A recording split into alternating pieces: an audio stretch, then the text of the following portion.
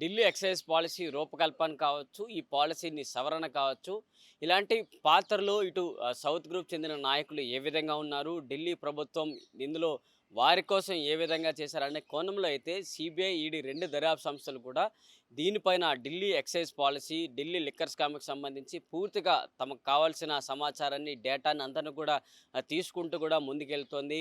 ఒకవైపు south group చెందిన నాయకులు కావచ్చు, ఇటు ఢిల్లీ నేతలు కావచ్చు, అందరిపైన కూడా ఇటు టార్గెట్ చేస్తూ కూడా ముందుకెళ్తున్నారు. ఇటు చాలామంది అప్రూవర్లుగా మారారు. అప్రూవర్లుగా మారిన వారి దగ్గర నుంచి డేటా తీసుకుంటూ ఈడీ మరింత దూకుడు పెంచుకుంటూ కూడా ముందుకెళ్తోంది. 2020, 21 ఏడాదిలో వచ్చిన ఈ ఎక్సైజ్ పాలసీ రూపకల్పన తర్వాత నుంచి ఇప్పటి వరకు కూడా అనేక దశలు మారుకుంటూ కూడా ముందుకెళ్తోంది. ఇక ఈ ఎన్నికలు కూడా దగ్గరకొచ్చాయి. 2024 లోక్‌సభ ఎన్నికల గురించి కూడా ఒక్కసారి మనం మాట్లాడుకున్నట్లయితే ఆమ్ ఆద్మీ పార్టీ జాతీయ పార్టీగా ఎదుగుతోంది. సో, ప్రతి రాష్ట్రంలో మేము ఎన్నికల్లో బరిలో దిగబోతున్నాం అంటూ కూడా ఆమ్ ఆద్మీ పార్టీ నుంచి ఒక మాటలు కూడా వస్తున్నాయి. సో, అలాంటి తరుణంలోనే ఇప్పుడు గుజరాత్ రాష్ట్రంలో కూడా ఎన్నికలు ఉండబోతున్నాయి. ఎన్నికల్లో పోటీలో ఆమ్ ఆద్మీ పార్టీకి సంబంధించి 26 స్థానాల్లో 2 స్థానాలు అక్కడ బరిలో నిలుచున్నారు.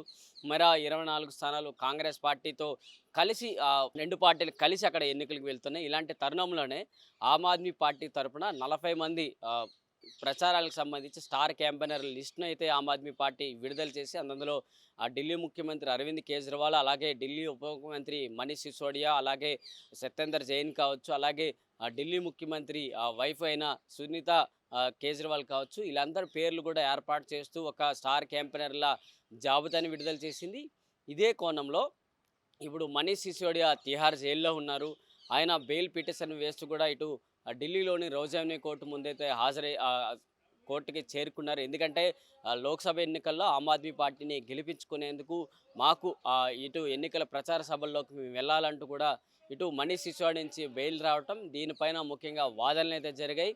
ఇటు న్యాయమూర్తి కూడా కావేరీ బవేజా దీనిపైన ఒక ప్రత్యేక శ్రద్ధ పెట్టి విన్నారు. సో, దీనికి సంబంధించి తుది తూర్పు అయితే హోల్డ్ అయితే చేశారు. ఏప్రిల్ 30వ తేదీన దీనికి సంబంధించి తీర్పు వెలువడతారంటూ కూడా అక్కడ కావేరీ బవేజా అయితే తెలిపారు. మరి ఈ కేసుకు సంబంధించి మరొకసారి మనం చూసుకున్నట్లయితే ఇందులో ముఖ్యంగా ఈరోజు జరిగిన వాదనలో చూసుకోవాలి.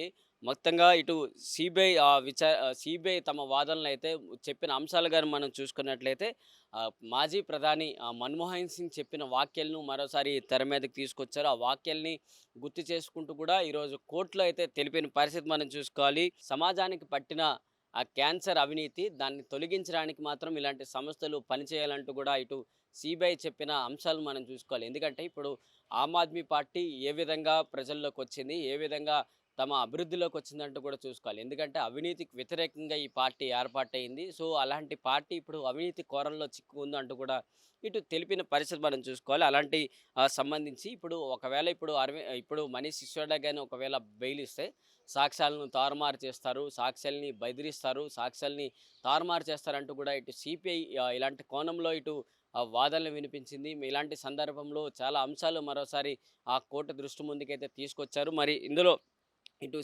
సిబిఐ, ఈడీ 2 దర్యాప్తు సంస్థలు కూడా కొన్ని ఏవైతే తమ పైన ఆరోపణలు చేస్తారో ఒకసారి తెలుసుకునే ప్రయత్నాలు చేద్దాం. ఢిల్లీ ఎక్సైజ్ పాలసీ సవరించే క్రమంలో ఎన్నో అక్రమాలు జరిగాయంటూ కూడా ఇటు సిబిఐ, ఈడీ 2 దర్యాప్తు సంస్థలు చెప్తున్నాయి. మరి మద్యం లైసెన్స్ ఎవరైతే దారులైతే తీసుకుంటారో, ఎవరైతే లైసెన్స్ సంబంధించి తీసుకుంటారో వారికి అనుచితంగా లబ్ధి పొందే విధంగా ఉన్నాయంటూ కూడా తెలిపిన పరిస్థితి మనం చూసుకోవాలి. మరి లైసెన్స్ తీసుకున్న వారికి ఇటు ఫీజు మాఫీ లేదా ఇలాంటి అంశాలకు సంబంధించి తగ్గింపు ప్రక్రియలకు సంబంధించి ఇలాంటి వాటిలో చేశారంటూ కూడా తెలిపిన పరిస్థితి. సరైన అధికారి అనుమతి లేకుండానే లైసెన్స్ గడువు ప్రక్రింపు కార్యక్రమాలు కావచ్చు, పొడిగింపు కార్యక్రమాలన్నిటిని కూడా చేశారంటూ కూడా ఇటు ఈడీ చెప్తుంది. మరి ఇది ఇలా చట్టపరంగా పొందిన లాభపరాలు కుమ్మక్కైన అధికారులకు బదిలీ చేశారంటూ కూడా ఇటు సిబిఐ, ఈడీ 2 దర్యాప్తు సంస్థలు కూడా చెప్తున్నాయి. మరి ఎవరు గుర్తించకుండానే ఖాతాల్లోకి తప్పుడు ఎంట్రీలు చేశారంటూ కూడా ఆరోపించిన పరిస్థితులు మనం చూసుకోవాలి. మరి 2020, 21 ఏడాదిలో తీసుకొచ్చిన ఈ ఎక్సైజ్ పాలసీలో సవరణలు ఇంతవరకు ఈ ఆమ్ ఆద్మీ పార్టీకి తల మీద చుట్టుకున్నాయంటూ కూడా చెప్పుకోవాలి. ఎందుకంటే ఇటు ఆమ్ ఆద్మీ పార్టీ నేతలు, ఇటు సౌత్ గ్రూప్ చెందిన నాయకులు ఇందులో ఒకరి తర్వాత ఒకరు పేర్లు తెర మీదకు వస్తున్నాయి. దాదాపు 16 మంది పేర్లతో అయితే దీని మీద ముందుకెళ్తుంది. ఒక్కొక్కరి పేర్లు తెర మీదకు వస్తున్నాయి. ఇలాంటి కోణంలోనే ఈ కేసు ఇటు నుంచి ఇటువైపు వెళ్తుందో కూడా అర్థం కాని పరిస్థితి కొంతమేరకు కనిపించింది. కానీ ఇప్పుడు మనం ఒకసారి చూసుకున్నట్లయితే ఆ ఫైనల్ స్టేజ్ వరకు వచ్చేసింది. అని చెప్పుకోవాలి. ఎందుకంటే ఇంతవరకు ఏదైనా ఒక ప్రభుత్వం ఒక పాలసీ తీసుకురావాలన్నా, లేకపోతే ఒక పాలసీని సవరణ చేయాలన్నా ముఖ్యంగా ఒక ముఖ్యమంత్రి కావచ్చు, తన క్యాబినెట్ ముఖ్యంగా ఒక సమావేశం చేసుకుంటారు.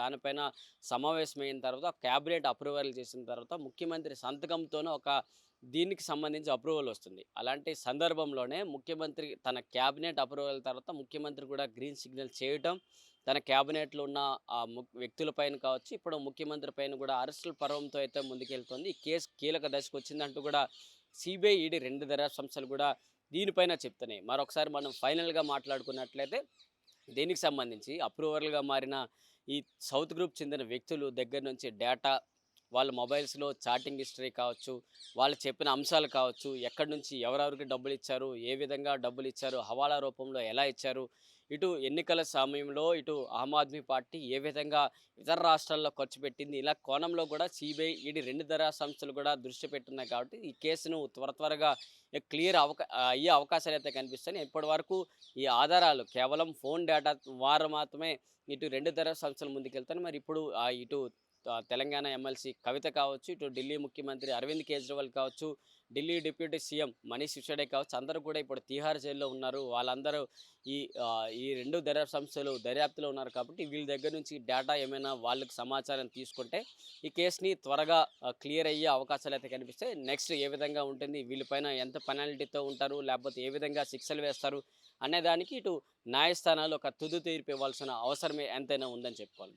మరి ఫైనల్‌గా ఇటు మనీష్ సిసోడియా ఈ ఎన్నికల ప్రచార సభల కోసం ఆయన వేసిన బెయిల్ పిటిషన్ తుది తీర్పు అయితే హోల్డ్ అయితే చేశారు. ఏప్రిల్ 30వ తేదీన దీనికి సంబంధించి ఆయనకు బెయిల్ ఇస్తారా, ఎన్నికల ప్రచార సభల్లోకి వెళ్ళే అవకాశం ఇస్తారా లేదనేది ఏప్రిల్ 30వ తేదీన మనకి మరింత సమాచారం వచ్చే అవకాశాలు అయితే కనిపిస్తున్నాయి. వీడియో జర్నలిస్ట్ కృష్ణతో ప్రశాంత్, ఆంధ్రప్రభ, న్యూఢిల్లీ.